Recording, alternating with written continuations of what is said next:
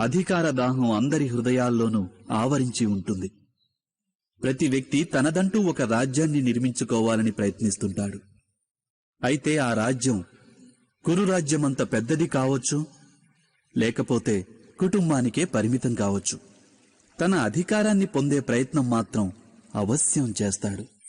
అయితే అధికారానికున్న వాస్తవిక రూపం ఏమిటి? ఇదెప్పుడైనా మీరు ఆలోచించారా? ఒక మనిషి ఎంతమంది జీవితాలను ప్రభావితం చేయగలడో, ఎంతమంది జీవితాలలోని స్వేచ్ఛను అతను నియంత్రించగలడో అంత ఎక్కువ అధికారాన్ని అనుభవిస్తాడతను. నిజానికి అధికారానికున్న వాస్తవ స్వరూపం ఏమిటంటే అన్యుల జీవితంపై మనకున్న ప్రభావమే. కానీ వాస్తవమైన ప్రభావం ప్రేమ, దయ, కరుణ, ఇంకా ధర్మం నుంచి జన్మించేది కాదా? ఎప్పుడైతే మనిషి అధర్మంతో, కాఠిన్యంతో అధికారాన్ని పొందే ప్రయత్నం చేస్తాడో అప్పుడతను ఇతరుల హృదయంలో విరోధానికి, విద్రోహానికి అంకురార్పణ చేస్తాడు.